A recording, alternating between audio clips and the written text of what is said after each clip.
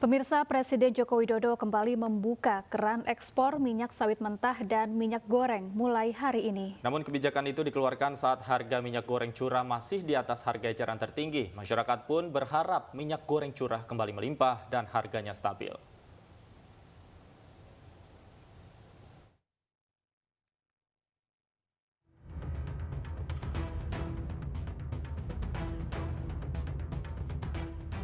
Awal April 2022, masyarakat kesulitan mendapatkan minyak goreng curah. Mereka harus antre berjam-jam dan berdesakan untuk mendapatkan minyak goreng tak berlabel ini. Bahkan untuk mendapatkan minyak goreng curah sempat diwarnai kericuhan karena sejumlah warga tidak tertib saat mengantri. Untuk menjaga ketersediaan dan menstabilkan harga minyak goreng curah, pemerintah mengeluarkan sejumlah kebijakan. Salah satunya dengan melarang ekspor minyak sawit mentah dan minyak goreng sejak 28 April 2022. Setelah 2 pekan lebih larangan ekspor itu berlaku, kami mencoba mendatangi pasar tradisional di kawasan Koja, Jakarta Utara untuk mengecek langsung ketersediaan minyak goreng curah. Seorang pedagang mengaku saat ini minyak goreng curah mulai mudah didapatkan. Namun, harganya masih di atas HET yang ditetapkan pemerintah yakni Rp14.000. Per kilogramnya di pasar 18.000 per kilonya ya. Rp18.000 per kilogram. Iya. Ini kenapa harga jualnya lebih tinggi dari head yang ditetapkan oleh pemerintah kan hanya Rp14.000, Pak? Karena harga head itu untuk harga liter, sementara kalau di agen-agen itu jualnya per kilo gitu.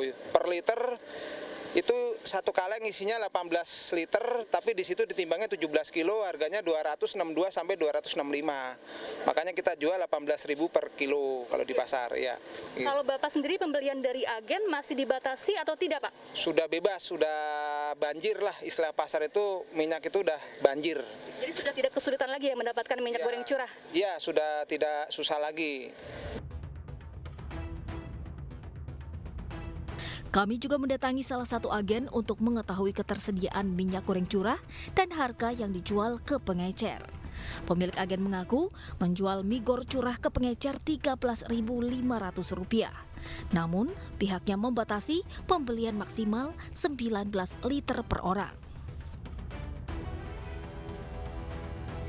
Masih di batasnya maksimal 19 kilo satu jerigennya gitu. Kalau Anda sendiri, berapa Anda membeli minyak goreng curah dari distributor, harga per liternya? Harga per liternya berarti kalau sekitar di bawah harga jual Rp700 gitu. Jadi keuntungannya per kilo sekitar 700 perak gitu per kilonya. Kalau untuk stok minyak goreng curahnya sendiri masih sulit didapat atau Ya, bagaimana? Masih sulit. 2 hari sekali biasanya satu tangki. Sementara itu di pasar tradisional Kosambi, Bandung, Jawa Barat, ketersediaan minyak goreng curah kini tak lagi langka. Bahkan, harga minyak goreng tak berlabel ini mulai turun setelah Presiden melarang ekspor minyak goreng mentah dan turunannya pada 28 April lalu. Yang kiloan yang tadi ini yang beli itu 19.000. Itu awalnya berapa, Bu? Itu kalau lagi 2.000 ya. 22.000. Itu udah berapa lama turunnya sih, Bu? Habis lebaran ya. Habis lebaran turun. Turun lagi. Katanya sih sekarang juga udah mulai turun lagi, tapi saya belum belanja lagi. Oh, belum belanja lagi. Meski demikian, harga minyak goreng masih dianggap tinggi. Berdasarkan hasil survei indikator, 19% responden menyatakan harga minyak goreng tidak terjangkau sama sekali. 53,8% kurang terjangkau. Sementara 23,3% menyatakan terjangkau. Di sisi lain, saat harga minyak goreng curah masih di atas harga eceran tertinggi, Presiden Joko Widodo justru membuka keran ekspor minyak goreng mulai 23 Mei 2022. Keputusan ini diambil berdasarkan sejumlah pertimbangan, di antaranya karena pasokan minyak goreng curah yang mulai meningkat dan harganya yang mulai turun di pasaran. Berdasarkan kondisi pasokan dan harga minyak goreng saat ini, serta mempertimbangkan adanya 17 juta orang tenaga di industri sawit, baik petani, pekerja, dan juga tenaga pendukung lainnya, maka saya memutuskan bahwa ekspor minyak goreng akan dibuka kembali pada Senin 23 Mei 2022. Meskipun ekspor dibuka, pemerintah akan tetap mengawasi dan memantau dengan ketat untuk memastikan pasokan tetap terpenuhi dengan harga terjangkau. Menindaklanjuti aturan Presiden ini, Menteri Perdagangan akan mencabut Permendak tentang larangan sementara ekspor CPO dan turunannya. Menurut Lutfi, Permendak yang baru akan mengatur terkait aturan ekspor dan mekanisme pengawasan yang melibatkan penegak hukum. Selain itu, untuk memperluas akses penjualan, Kemendak dan BUMN serta pihak terkait akan menghadirkan program Migo Rakyat. 10.000 titik tersebut akan menjangkau pasar-pasar tradisional di Sumatera Utara, Sumatera Barat, Riau, Bengkulu, Lampung, Banten, Jawa Barat, Jawa Tengah, Jawa Timur, Yogyakarta, Bali, NTB, Kalimantan, dan Sulawesi. Nomor induk kependudukan yang digunakan masyarakat saat membeli mie gor curah ini nantinya akan terhubung ke sistem Disduk Capil, sehingga mampu mencegah pembelian melebihi kuota harian dan penimbunan.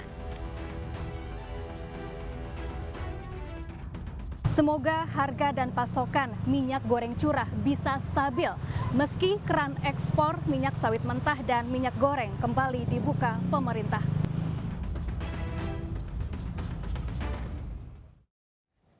Pemirsa, Menteri Perdagangan Muhammad Lutfi menyatakan pemerintah akan terus mengawasi harga minyak goreng curah agar stabil di tengah dibukanya ekspor JPO dan turunannya. Selain itu, pasokan minyak goreng curah juga dipastikan aman untuk kebutuhan masyarakat. Dan berikut keterangan lengkap Menteri Perdagangan Muhammad Lutfi.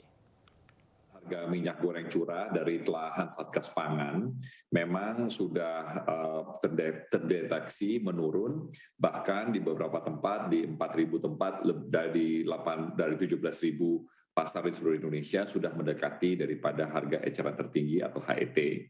Sedangkan untuk kemasan, ya ini adalah memang diserahkan kepada mekanisme pasar, telah terjadi penurunan asal dari 1.000 sampai 2.500 per liternya.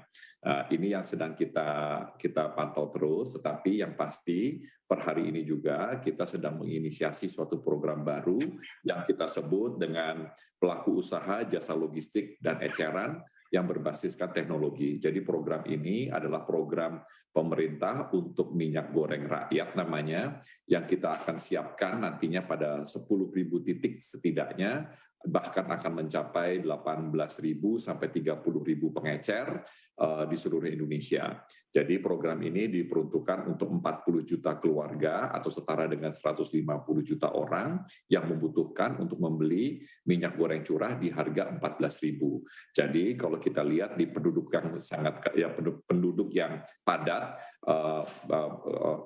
masyarakat bisa membeli minyak goreng ini tidak lebih jauh daripada 2-5 km.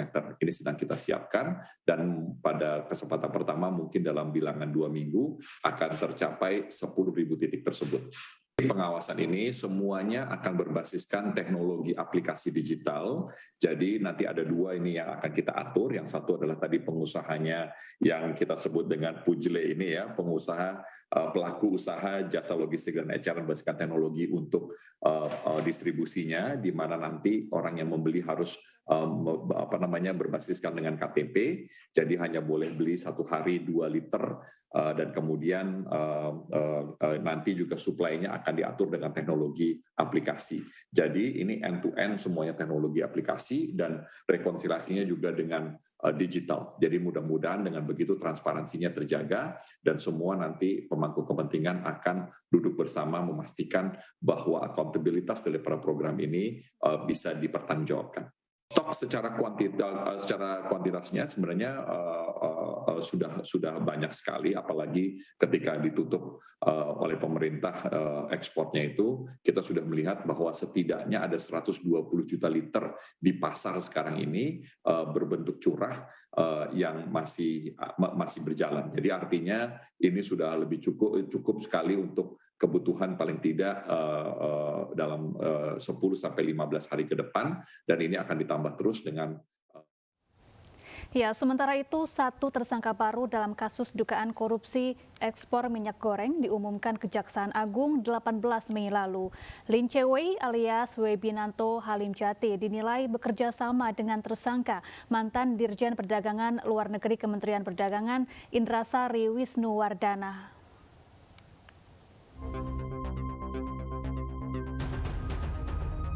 Kejaksaan Agung kembali menetapkan tersangka baru dalam kasus mafia minyak goreng.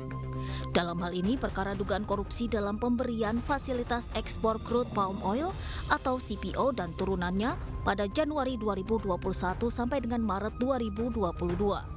Tersangka tersebut adalah Lin Che-wei alias Webinanto Halim Jati. Lin Che-wei selaku penasihat kebijakan analisa pada Independent Research and Advisory Indonesia berperan bersama-sama dengan tersangka mantan Dirjen Perdagangan Luar Negeri Kementerian Perdagangan Indrasari Wisnuwardana mengkondisikan pemberian izin persetujuan ekspor di beberapa perusahaan. Berdasarkan hasil ekspos yang dilaksanakan pada hari ini telah menemukan alat bukti yang cukup untuk menetapkan seseorang, yaitu saudara LCW atau WH sebagai tersangka. Tersangka di dalam perkara ini diduga bersama-sama dengan YWW selaku Dirjen Perdagangan Luar Negeri telah mengkondisikan produsen CPO untuk mendapatkan izin persetujuan ekspor CPO dan turunannya secara melawan hukum. Sebelumnya dalam kasus izin ekspor ini, April lalu Kejagung menetapkan 4 tersangka. Mereka adalah Direktur Jenderal Perdagangan Luar Negeri Kementerian Perdagangan Indrasari Wisnuwardana, Stanley M.A. selaku Senior Manager Corporate Affairs Permata Hijau Group, Master Parulian Tumanggor selaku Komisaris Utama PT Wilmar Nabati Indonesia, dan Pierre Togar Sitanggang selaku General Manager di bagian General Affairs PT Musimas. Perbuatan keempat tersangka menurut Jaksa Agung menyebabkan kerugian perekonomian negara dan mengakibatkan kemahalan serta kelangkaan minyak goreng. Salah satu perbuatan tersangka yang diduga melanggar hukum adalah persetujuan ekspor pada eksportir yang seharusnya ditolak izinnya karena tidak memenuhi syarat.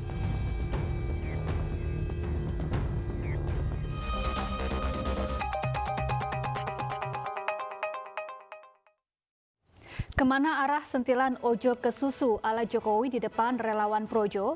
Kami akan membahasnya usai jeda berikut. Pemirsa, tetaplah di Anju Sore. Urusan politik, ojo ke susu sih.